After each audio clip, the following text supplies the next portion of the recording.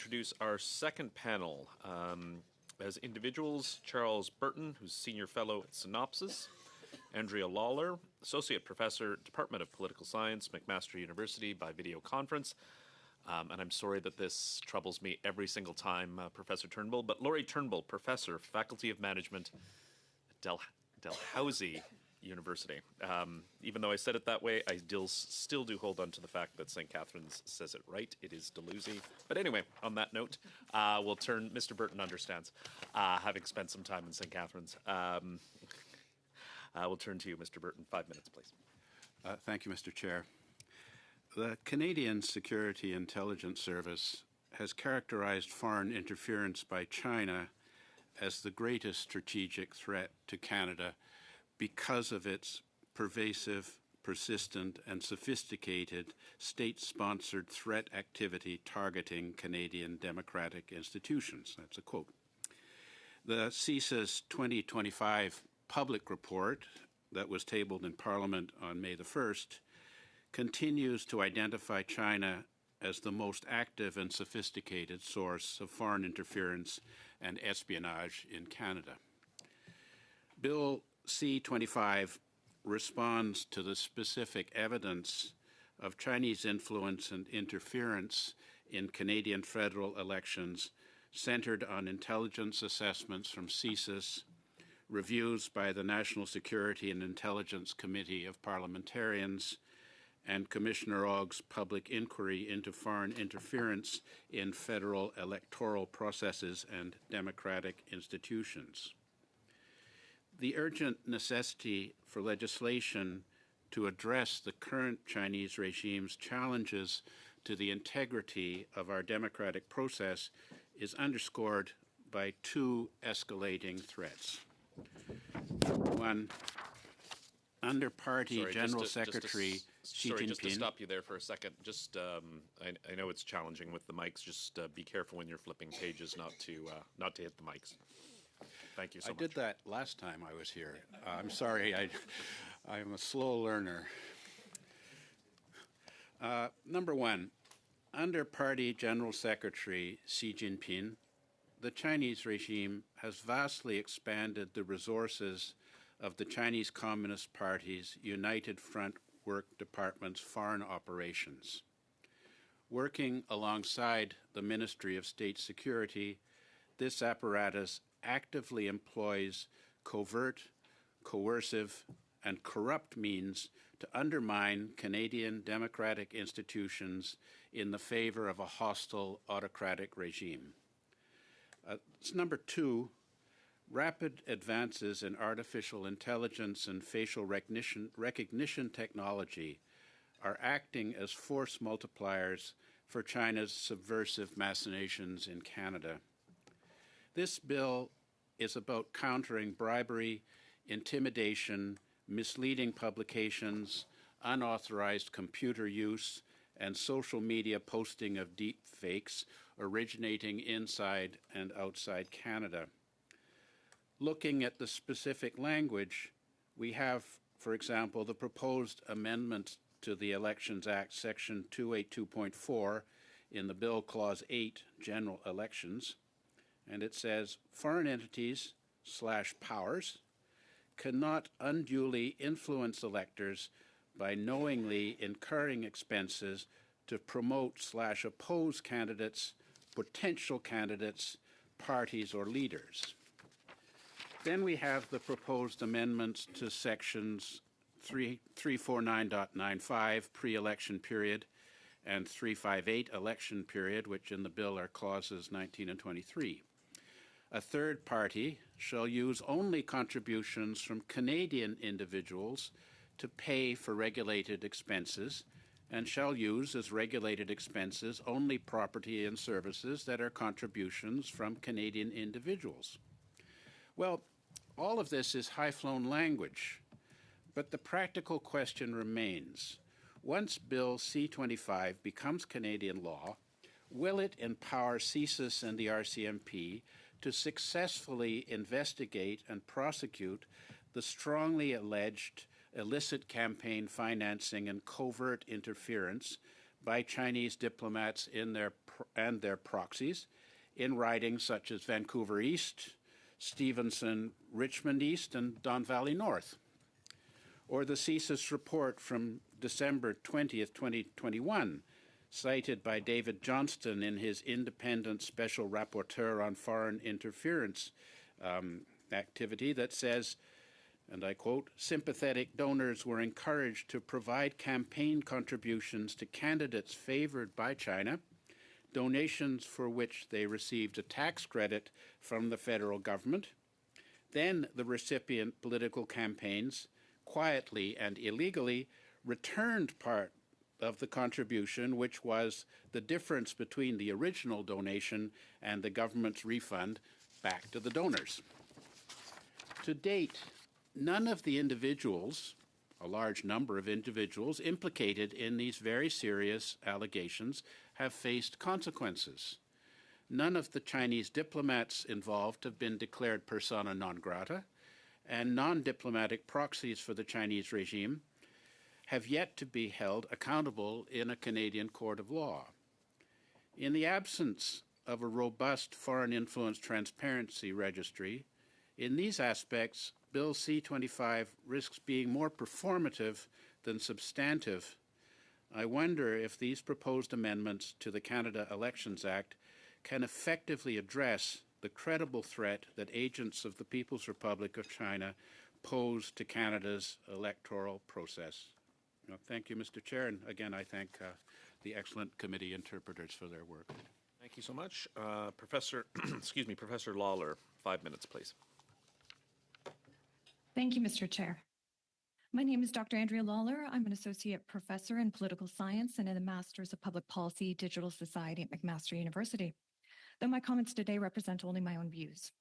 My research focuses on third-party finance, elections administration, and public trust in political institutions.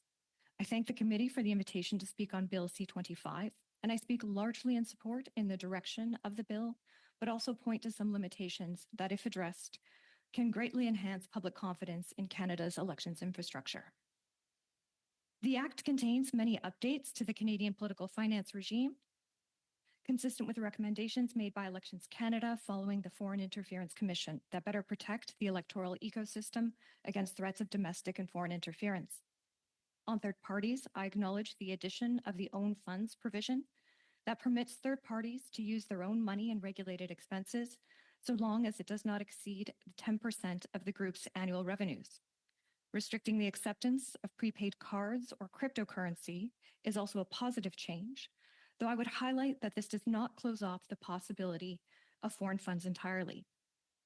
The increase to investigative and disclosure powers of the Commissioner of Canada Elections and their ability to greater levy administrative monetary penalties will give electoral administrators the ability to address contraventions to the Act with greater efficacy. I would equally encourage the legislature to ensure that increases to these penalties continue to reflect the economic environment, as it is always a risk that underpowered amps may be seen by malevolent actors as the cost of doing business. I would point to the enhancements to Part 17.1 of the Act that bring nomination and leadership contestants into the Act on prohibition against false or misleading information. Changes that address deep fakes and AI-generated images move in the right direction, though I would caution that there are more ways for AI to be leveraged by bad actors to disrupt Canadian elections that the Act currently contemplates. Perhaps of greater importance, however, are the amendments made to the Act around personal information data handling.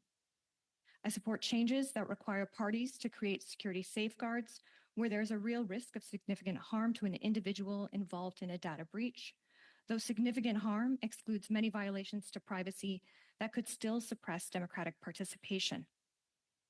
Yet I would argue that even under this new legislation, too little is being required of political parties when it comes to protecting voter information. As this committee well knows, political parties are private organizations, though the recipients of considerable public monies, and yet they do not fall under PIPEDA. At present, data-driven campaign practices, such as micro-targeting, precision ads, and voter relationship management platforms, have virtually no oversight, no mechanisms for disposal of data, right of access, ability to obtain corrections, or for citizens to withdraw their consent to the use of their data. While the Act does require parties to disclose data breaches and imposes some technical safeguards, these remain limited. Most concerning is that the new provisions around data safeguards are reliant on parties passing their own internal policies that contain these measures rather than statutory requirement. When we consider the vast volume and variety of data that parties collect on Canadians beyond standard demographic factors, which may include religion, number, and age of children, as well as personal economic data, it is not difficult to see the potential for exposure. Indeed, the recent data breach in Alberta, where personal information of millions of Albertans was made available in an online searchable database, highlights that internal party mechanisms may not be sufficient to protect voter data and give the public little recourse. The legislation can proactively address this by standardizing breach notification practices, creating strong prohibitions around the sale, transfer, disclosure, and use of personal information, and strong penalties where those laws are contravened. Finally, I would emphasize a concern around oversight and enforceability. Canada's Privacy Commissioner has been given no new powers to work alongside Elections Canada or the Commissioner, missing an opportunity to leverage the body that has expertise in privacy auditing and enforcement. Other jurisdictions, such as the EU, the UK, and New Zealand, have strong privacy protection laws, including GDPR and ICO guidance.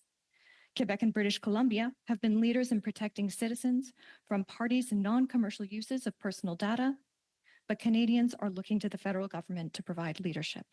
Thank you. Thank you so much. We will, excuse me, start with the Conservatives. Mr. Cooper. Oh, sorry. You must think I'm bullying you with the Dalhousie jokes and then excluding you. Dr. Turnbull, 5 minutes, please. My apologies. Thank you. Thank you, everyone. Thank you to the committee for inviting me to be part of the conversation. I think that the measures included in Bill C-25 are very important to the health of democracy in Canada, and I welcome the chance to talk about this in more detail. I need to start with a disclaimer. As you know, several of the measures contained in Bill C-25 have connections to the report of the Public Inquiry into Foreign Interference. It was my pleasure to serve as one of the 4 members of the Research Council that worked with Justice Hogue throughout the course of the Commission and in the creation of the final report. So while I could not be more excited, more proud about my connection to that exercise, I want to stress that I'm here today as an individual. Nothing that I say should be interpreted as reflective of how Madame Hogue feels about anything or anybody else that worked with the committee either, or with the Commission, sorry. So, the scope of Bill C-25 is wide-ranging and contains measures aimed at dealing with foreign interference, ballot manipulation, disinformation, the misuse of personal data, and other things. But I'm sure we'll get to all of that, so I'm going to limit my opening comments to one particular thing that I wanted to raise about the bill.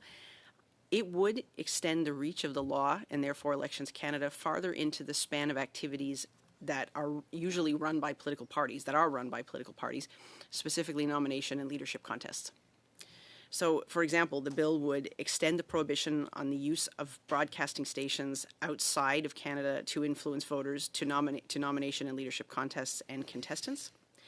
Would extend the ban on the use of foreign funds, services, and property for promoting advertising to leadership and nomination contests and contestants, and would amend the definition of partisan activity in Section 349 to include leadership contests.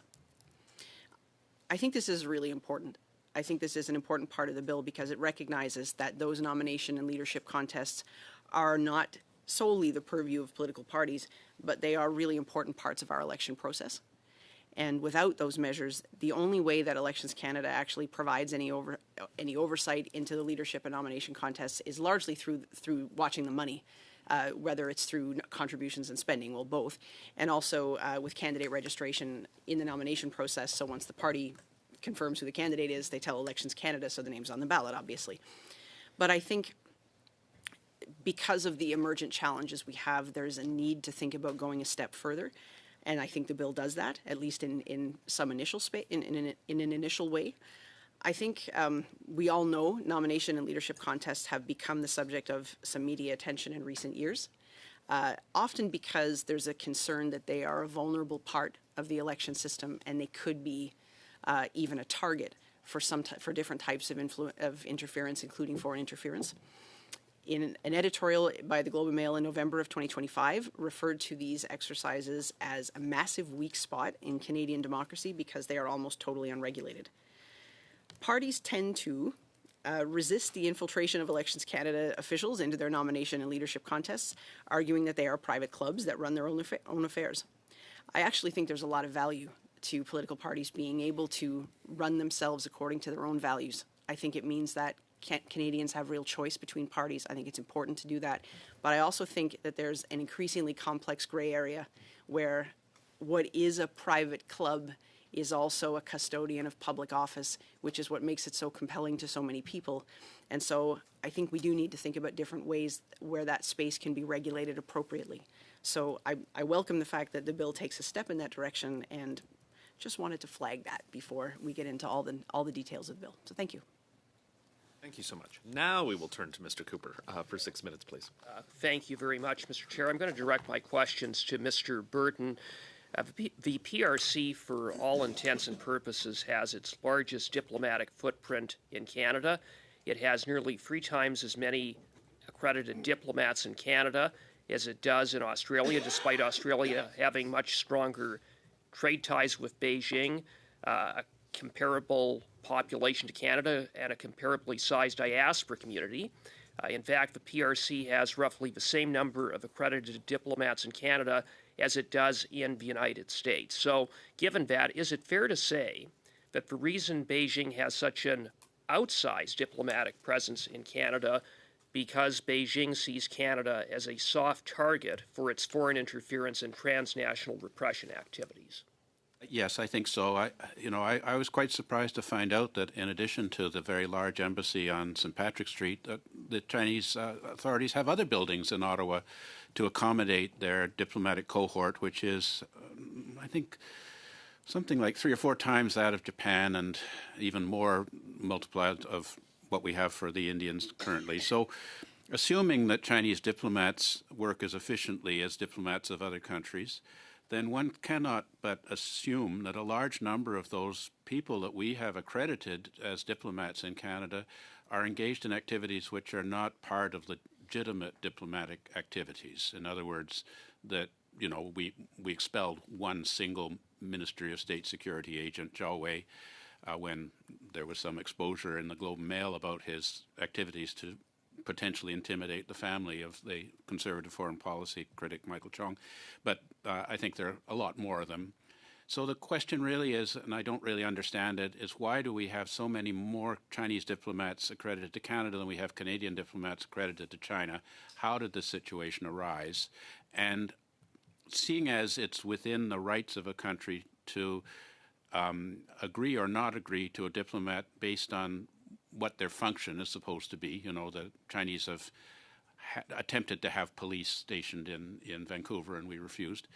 Why don't we determine how many diplomats they need and declare the rest of them persona non grata and send them back to Beijing, which would reduce this problem that I've tried to identify, which is we haven't been able to deal with these revelations that have come through the past couple of years in the Oak Commission and the CSIS documents. And similarly, next month is the 2nd anniversary of enacting Bill C-70, the Counter Foreign Interference Act, and I've been watching it pretty closely, and I haven't seen any evidence of any foreign interference being countered whatsoever over the past 2 years. So, I think maybe addressing it at the source, as you suggest, would be a better idea. Well, and with respect to Beijing's accredited diplomats, it's not just looking at the number and speculating that these diplomats are involved in foreign interference activities and transnational repression. It's well established, isn't it? Yes, I think we do have evidence of this going on because of the activities that the leaked CSIS assessments that subsequently have been affirmed to be genuine have been warning the government about. And so, there's no question that Chinese diplomats are very active in activities which are not consistent with normal diplomatic function. And I would add that Madam Justice Hogue concluded that the PRC's Toronto consulate interfered in the 2019 Don Valley North Liberal nomination to support Han Dong, who became the Liberal candidate and then a Liberal MP. Beijing's Vancouver consulate had its footprints all over interference activities in the 2021 election in the Lower Mainland to defeat Conservative candidates, including targeting then MP Kenny Chiu with a mass disinformation campaign, and Joe Tay, the Conservative candidate in Don Valley North, in the 2025 election, had a bounty placed on him by Beijing, and there is credible evidence that Beijing's Toronto consulate was involved in intimidation and voter suppression tactics in Don Valley North. In the face of these egregious and blatant attacks on our sovereignty and our democratic processes, the Liberal government has done absolutely nothing to deal with the Toronto consulate or the Vancouver consulate, have they? No, and I think that, I think what we're looking at here is a very large Chinese Communist Party operation, whether it's the United Front Work Department or otherwise. I mean, if you look at the rank of the Chinese Consul General in Vancouver, this person is a much higher rank in the communist regime than one would expect for someone who is a Consul General in a single North American city, suggesting that their responsibilities far exceed their diplomatic function. And not a single diplomat has been expelled for these interference activities. You cited Zhao Wei, but outside of Zhao Wei, not a single diplomat expelled, correct? Yes, and I'm discouraged, and I did make a recommendation to the OG Commission that we look into that.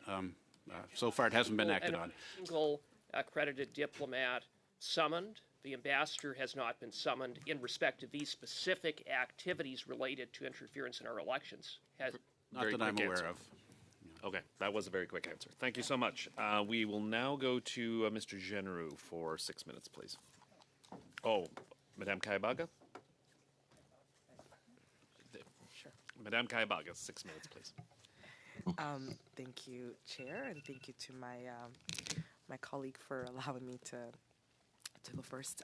I just want to welcome all of you back to our committee. I appreciate the time that you take to help us move this really important conversation for Canadians along. Dr. Turnbull, I'll start with you. In the public inquiry into foreign interference in the federal electoral process and democratic institution confirmed that our elections remain secure for the large part. No democracy is immune to growing threats to elections that attempt to undermine confidence and erode trust in our democratic electoral process. And that's why we must continue to ensure that our democracy remains one of the strongest in the world. And that it continues to be protected from ongoing threats whenever they arise. In that vein, I think that we can all agree that it is past time for the recommendation from the public inquiry into foreign interference to be implemented. So my question to you would be, could you comment on the importance of applying election protections for undue foreign influence, offering or accepting a bribe, broadcasting outside of Canada, and misleading publications year-round? And the importance of this for elections or broadly, like leadership Broadly. nomination? Okay. Actually, both. Okay. Yeah. So I want to start with some of the things you said prior to the question part, because I think that's really important. I think that democracies, Canada and elsewhere, we are facing a very serious array of threats to the health of democracy. And I actually don't think that we can regulate or legislate our way out of all of those things. There's only so much, as much as, of course, we want to make sure that the legislation is an appropriate tool to deal with the problems. We want to make sure we get it right. We don't want to pass legislation and then say, okay, look, there's a whole bunch of gaps that we didn't get to, actually, and we missed the mark. But I think there's only so much with respect to the health of democracy that a piece of legislation can achieve, even if it's done really well. And so health of democracy is going to relate to things like civic literacy, voter engagement, having voter trust in processes, for voters to know that the processes that elect people are secure, they have integrity, there's accountability if things go wrong, there will be some accountability and price to pay if people break the rules. Like, the public really needs to know that. And I think as much as we know we are not the United States, we can see sometimes when they're having real conversations and real disagreements about how they're going to count votes, people not wanting to abide by and not wanting to accept results they don't like. Those sorts of conversations have a big effect on us. So I say all that because I think it's important to note that there are things that we can do to boost the health of the democracy that we are going to rely on no matter how good the legislation is. It's not going to work if people aren't really engaged. In terms of making sure that we say it out loud and we put it in law, there is we do not tolerate undue influence from foreign actors. I think it's really important to let voters know that that is wrong. That's not appropriate. That's not something that's part of a healthy democracy. Our decisions as an electorate have to be our own. And there's always going to be foreign actors who want to talk about what they want to see in a Canadian election, and there's a difference between interference and influence. That's why I think we say the undue influence in the law. It's about not spending money on it, not doing this in a way that's clandestine, not doing it in a way that's undermining the legitimacy of the result, as much as people from other countries will absolutely talk about who they think should win the Canadian election. That's okay. We can handle that. That's okay. It's the actual campaigning activity that could happen that we want to get our arms around. I agree with you. One of the key measures in this bill is also addressing deepfakes, false information. I think this bill is going to go a little further in addressing when people use false information on candidates and propagate it and provide it to electors in the vein of trying to dissuade or to lead an election to go a certain way. I wonder what your thoughts would be around that prohibition of false information sharing, and where it is shown that the person knew that a statement was false, but they still sort of framed it to be something that a candidate has said, and the measures and what's the threshold, and what your thoughts are around keeping the trust of our electors in our democracy as well as we move towards that step. Well, I think we're really asking people to be very discerning when it comes to how they allow themselves to be affected by information, to be able to understand the difference between information and disinformation and misinformation. We're asking people to be savvy about that. And so it stands to reason to me, like, if we're going to do that, then we also have to make sure that we're protecting a space around elections where people can trust that people who are actually contesting the elections are not going to be able to use sources of information or data that allow them to misrepresent things. Like, I think that there needs to, as much as we need to strike a balance between making sure that we're not censoring, but at the same time there are reasons to do it. What do you think is this threshold to kind of make sure that we're not including personal opinion and what is considered to be parody and just in that, yeah. That's that's hard. I was trying to answer the easy stuff, but yeah, that's really hard. Okay. Because I think in a lot of ways we've had some trouble with this before, right? I don't remember how many years ago, maybe it was 7 years ago, we tried to do the government tried to do a change to prohibit false information, even if the person didn't know it was false. And so it was overdoing it to the point that it was really difficult to try to justify that because it was too far. But at the same time, I'll have to cut you off at that point. My apologies. Madame Normandin, 6 minutes, s'il vous plaît. Merci beaucoup, l'enfant. Thank you to all our witnesses. I have questions for everyone, but I'd like to start with you, Mr. Burton. You spoke about the ability for foreign agents to use proxies to fund candidates supported by foreign actors. You talked about how often people would receive money that corresponds to the amount that comes out of their pocket, because some of the amount, of course, is refunded by the public purse.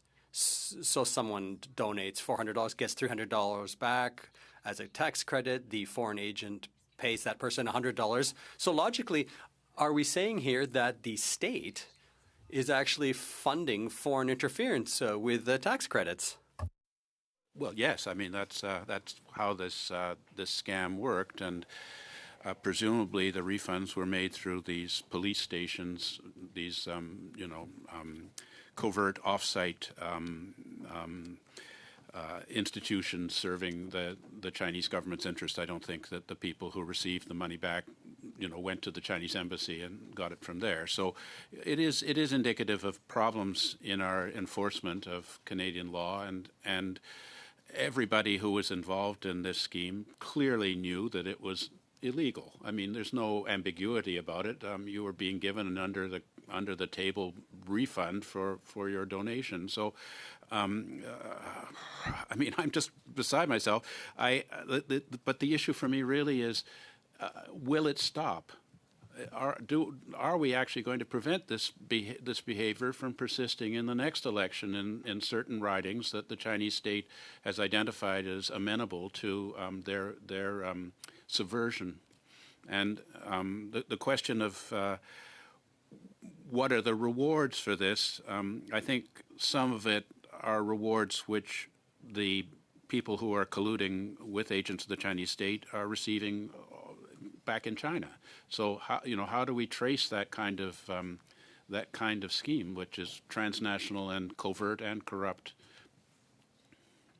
Merci beaucoup. Sur la question spécifique des Thank you. crédits On the d'impôt. specific question of tax credits, whether one agrees or not with the idea of tax credits when donations are made to political parties, under the current system, the government, when it provides a tax credit to proxies, it's paying from its own funds to fund foreign interference on itself. So whether one agrees with the principle or not, if you remove the tax credit, that could have an impact on foreign interference. I see Madame Turnbull would like to jump in here.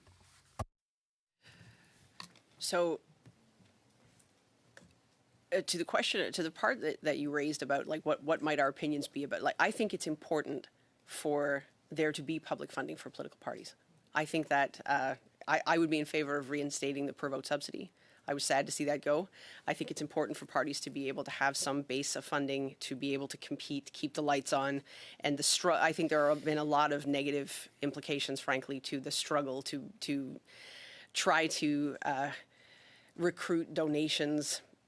You can donate up to $1,700-ish, but most people don't donate anywhere near that, and you end up having to compete for these tiny organizations, these tiny bits of money.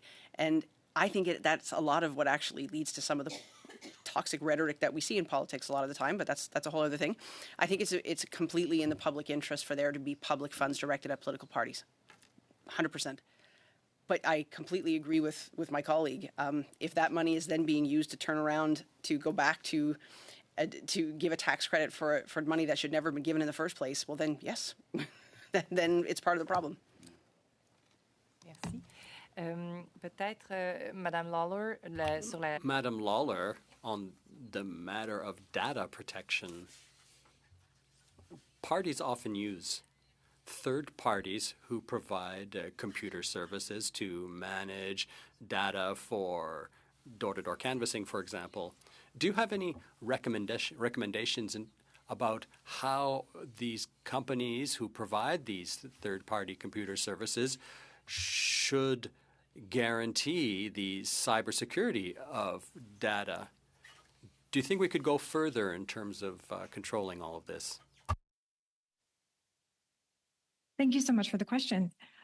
You are absolutely correct in identifying third-party data brokers as an important source of information for political parties and other organizations, ones that are currently not adequately captured under the legislative framework. These are commercial bodies that are selling or transferring information to and from political parties and are absolutely sites of potential data breaches. Because they sort of operate on the fringes of political parties or sort of in consultation with political parties, but aren't restricted in the same way that political parties are. And it's really up to political parties at this juncture to regulate their own behaviors through their own internal policies. It does represent a site for potential misuse of voter data. And I think that we can see in the Alberta example, there are also other examples across jurisdictions where we have seen violations of people's individual privacy rights because of these breaches that can occur at that juncture, that these bodies are, as commercial bodies, are also playing a really important role in our democratic exercise, but aren't caught by the legislation. Thank you so much.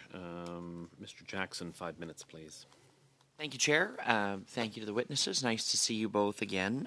Dr. Turnbull, I'm going to direct most of my questions to you. You've testified here at this committee in previous parliaments on this topic, and I've gone back because when the minister and his team were here, I'm trying to get to the bottom of a scenario that, as a new member of parliament, I find a bit odd that it exists, and I would argue that most Canadians probably have no idea that foreign money really ends up in third-party hands that then they can use for elections purposes. I don't know that that's really all that widely understood in the Canadian general public. And so under the provisions of the Act, there's still the 10% loophole that they're arguing is necessary. And you had said, and this is a quote from when you were being asked questions by Mr. Richards, I'd be happy if for political contributions that are kept in a separate bank account, like the bill is advocating those limits applied all the time. I fear that's not going to survive a court challenge. I'm curious if you could just outline your thoughts on that a little bit in more detail. So I think that was probably in 2018. Yeah, I believe so. And so not knowing exactly what was in my head at the time, but trying to what will I say to that now? Also what the minister and his team said, that this, having third parties be allowed to use zero contributions would not survive a court challenge. And I'm trying to understand why it would be a charter infringement for third parties to not be allowed to use foreign money in Canadian election activities. I just don't understand. I don't know why it would either, and I wonder if it has to do with what the third party would have to prove, like in terms of if you've got the money that's part of your own funds, it's there for a period of time. Like at a certain point, if this foreign money got into your own funds account, it's there for a while. What if at some point, if there's a 10% threshold, it did get used for something, and that is in the space of regulated activity? Would a third party really be held to account for that after a certain period? Would they be able to be like? Could it be proven that that's exactly what they intended to do? I mean, personally, and now I'm gonna have to go look this up too because I'm not 100% sure why. But I wonder if it has to do with just being able to be fully accountable for that, especially after enough time has gone by. Right. And so my additional concern then here is that, we were talking about the year prior to a pre-writ period, right, is what they're going to hold accountable the financing from foreign contributions for. But foreign actors are going to read this bill when it becomes law. They're going to understand when Canadians now are in a majority, it's a set election date. I mean, there's obviously some flexibility in that, but they're going to have a general sense of what year the election's going to be in. And so if it's not contributions, but say a foreign actor contracts services with a third party for $1 million in the year prior to the year prior, and then that would be considered revenue rather than a contribution because they've purchased a service, but then that money could still theoretically be used 3 years down the road by the third party to work on campaigning. As long as it's in that 10%. Right. Yeah. Yes. Right. And their revenue has now increased, and so that 10% becomes higher because the revenue of the organization is now higher based on the contracting of those services. Yes. So is there a way to deal with that? Because I think that's a backdoor loophole, too, that should be addressed, right? These third parties, the foreign actors are smart. They're going to catch on to this provision very quickly. Of course. They're smart. This is their business. They want to do this, 100%. This isn't hard. This is not a hard code to crack, obviously.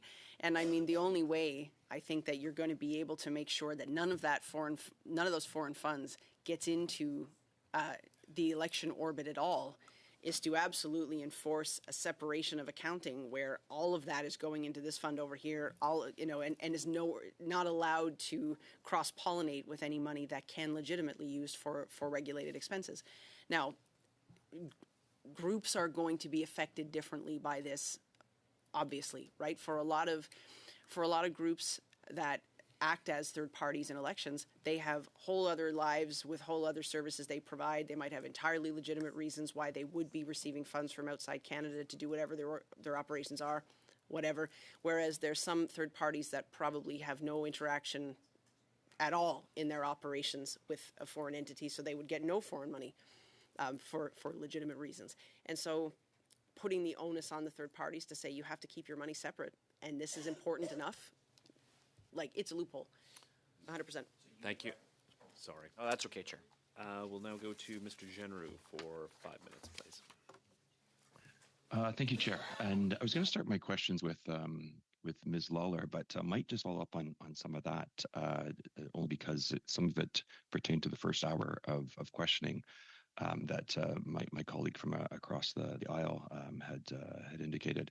It's my understanding that the charter argument referenced by the minister and then the chief electoral officer in response to a question the first hour today relates to the freedom of speech. The argument is that it is important that the door be kept open by 10% to enable third parties to use their own funds when they're generally generated from Canadian sources, for example, things like membership dues. Hoping that maybe Ms. Turnbull, you can speak to some of that. Thank you. And okay, that part makes sense to me, and I get the freedom of expression argument, but it strikes me that you could still have that in place and still ask for a separate kind of organization of funds. If you wanted to take out that, like, if you wanted to make sure that none of that 10% the own funds is also including money that came from a foreign entity, we could ask for a separation out of those funds to make sure they don't make it in the 10%. I'm fine with the 10%. I don't think that's a problem, and I think that the freedom of expression argument holds fine. I think if we want to make sure that none of the foreign funds is used for that, we have to ask for a separating out of those funds altogether. I appreciate that. I think just wanted to throw that in context in terms of the conversation we're just having. But Ms. Lawler, I do want to get to you, particularly when it comes to your dissertation titled "Administering Electoral Democracy: The Administrative Constitutionalism of Canadian Federal Election Law."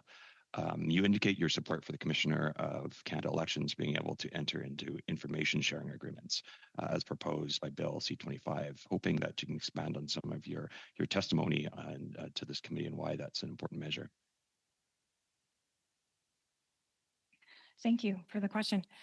Yes, I do agree with the changes that have been made to the Act that empower the Commissioner of Canada Elections to a greater degree, both in terms of the investigative powers that they'll now possess, as well as the powers to transfer information in reciprocal relationships with other governments or other actors.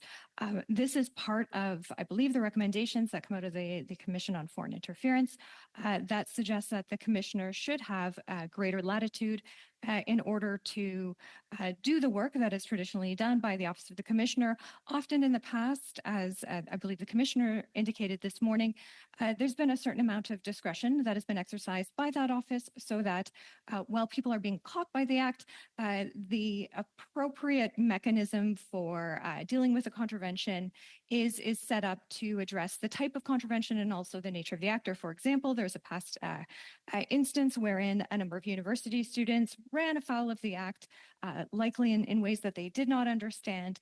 And in that case is a large administrative monetary penalty the right move? No, we wouldn't want to suppress the activity of university students who are becoming acclimatized to the political ecosystem. And in that sense, it is important that the Commissioner has that sort of discretion to issue smaller orders or letters or other approaches to dealing with contraventions. What C-25 does contemplate is the fact that the Commissioner is a very powerful actor, or has the potential to be even more powerful actor in making sure that the information that is circulating in the background with respect to potential data breaches, to potential misuse of funds, undue foreign influence, undue influence even in the domestic context, that the Commissioner can be more proactive in addressing these types of potential infractions or contraventions of the Act. Great, that you covered my second question. So I'll skip down. Hoping that you, in some of your testimony, you talked about why you agree with the provisions in Bill C-25 that extend to the existing prohibition of third parties from using foreign funds for partisan activities related to elections and nomination contests to include leadership contests. I'm hoping you can elaborate on some of your comments there. Generally speaking, I believe that the laws that exist around third-party finance regulation have been quite strong in Canada. There's always room for improvement. I think C-25 gestures in this direction, particularly with the own funds provision.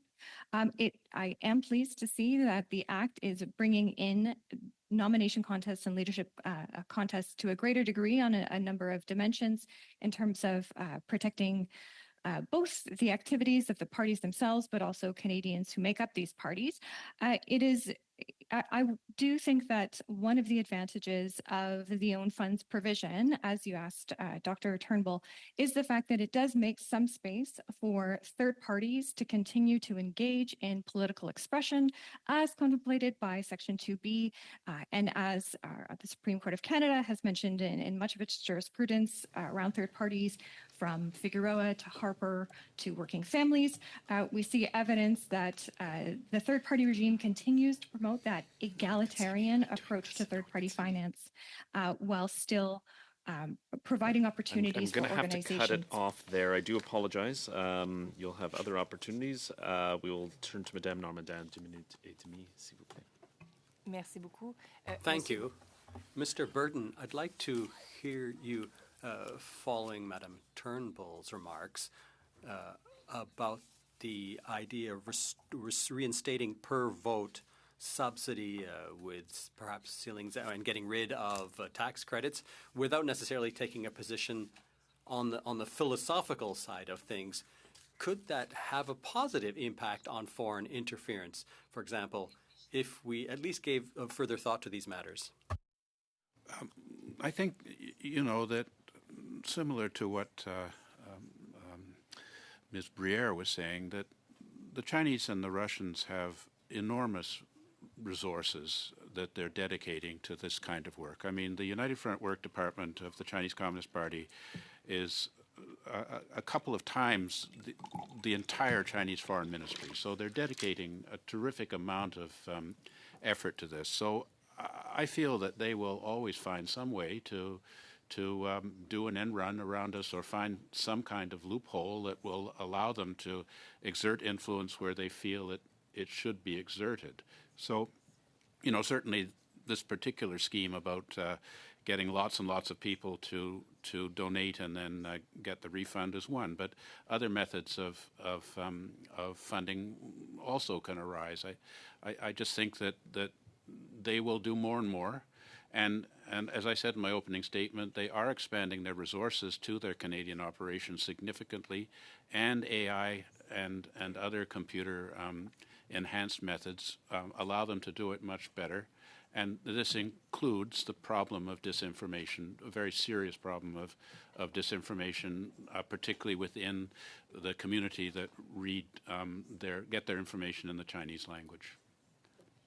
Très rapidement, Madame Turnbull, vous avez parlé de l'idée de réglementer. Madame Turnbull, you talked about better regulating nomination races other than just through monetary punishments. What would your other recommendations be? Okay. Well, I think it's important, for example, to take some of the pieces around undue influence by foreign entities, things like that, and apply it specifically to leadership and nomination contests. We know what happens. We know that foreign actors see these contests as part of the electoral process and also a space that might be easier to penetrate than elections at the ballot box where people are showing up and casting their ballots in person. Like we don't really hear, that those are the issues. Are in a ballot box intimidation in Canada. That's not what we hear about. We hear about other issues that are that are making it possible for foreign influence to potentially happen. So I think to be able to give a legal basis to it's not like political parties are saying, yeah, we'd love to have someone come and influence. It's not that. Parties have rules about who can participate in these. You have to be a member of the party, obviously, and you all know this better than me. But giving Elections Canada the ability to go after someone who has violated this law, that's important. Make it. I'll have to cut you off Sure. there. My apologies. I will go to Mr. Cooper and Madame Briere next. I will warn you in advance. I will cut you off at 5 minutes.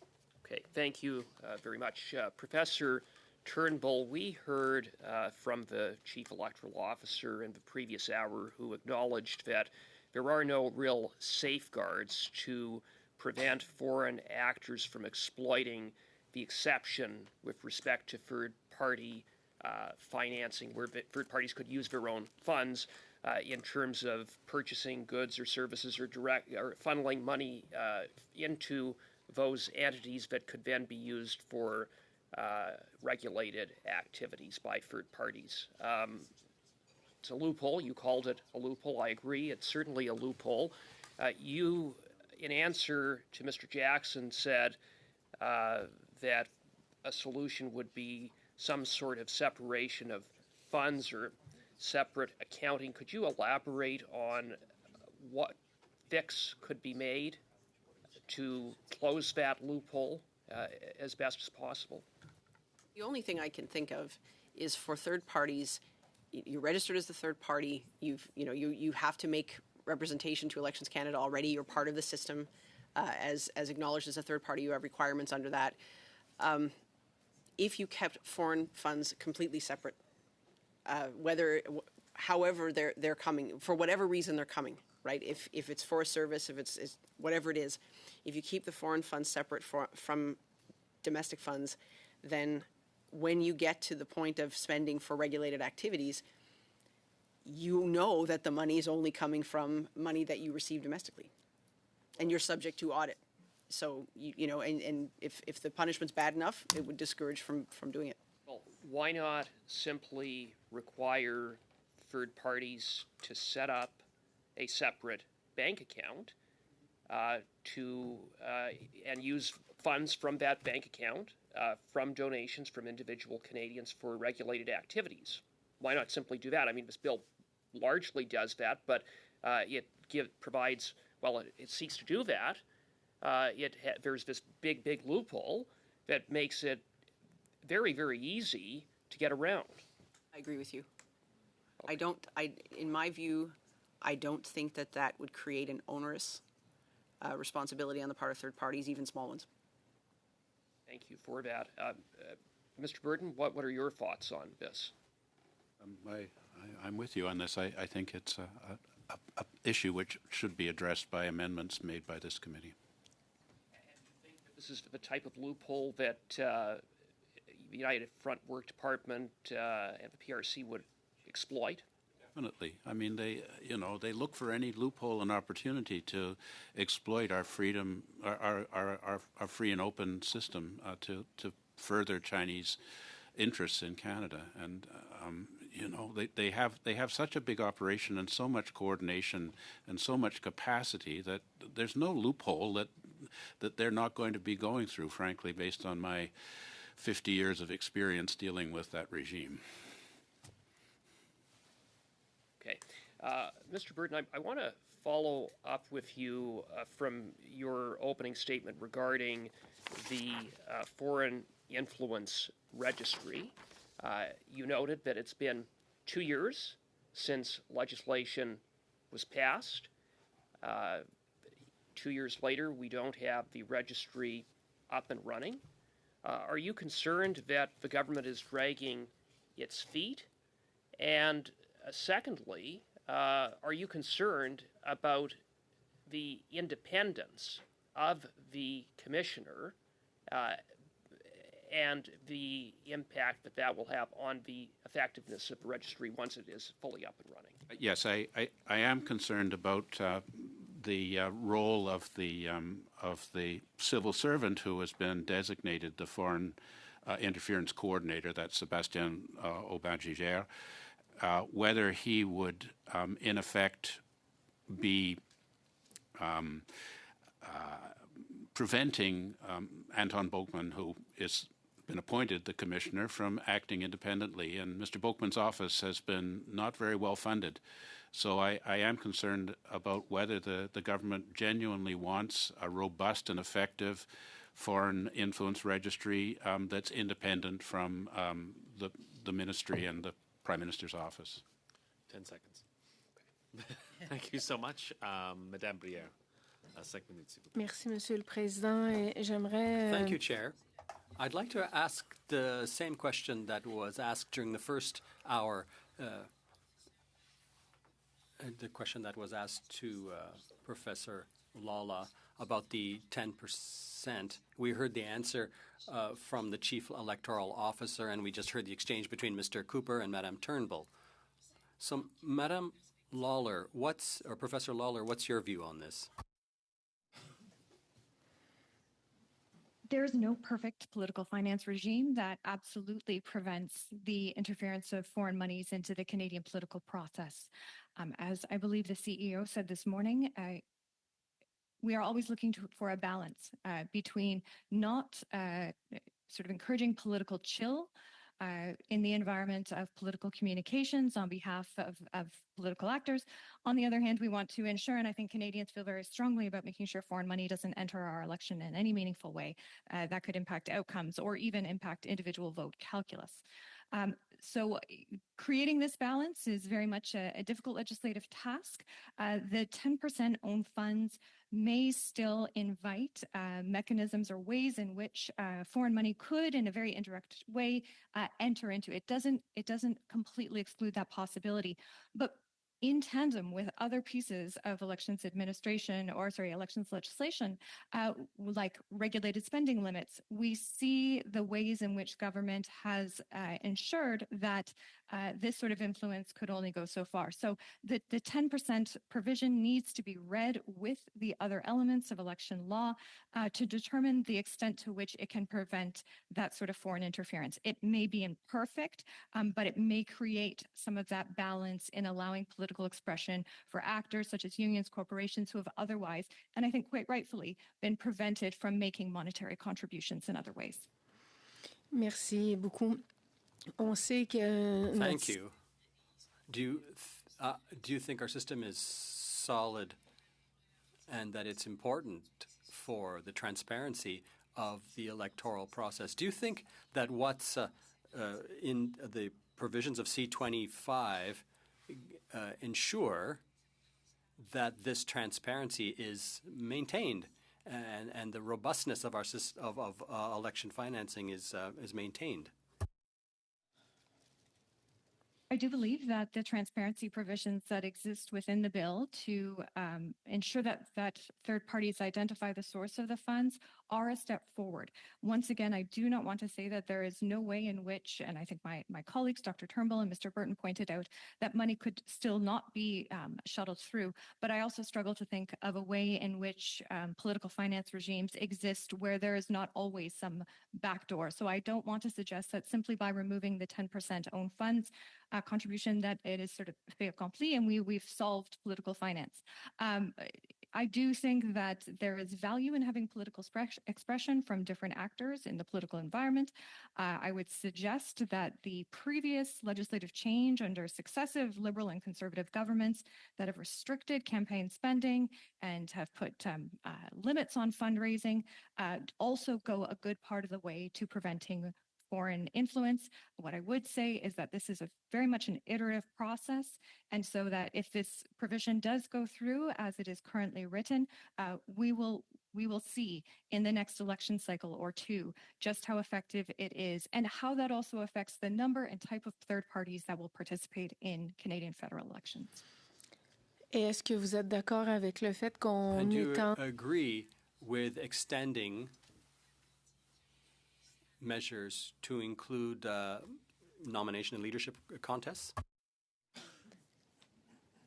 Yes, I do believe that this has been a neglected area of Canadian political finance law, and that bringing in nomination contests and leadership contests is a very important next step in making sure that Canadians can trust the different stages of the electoral process.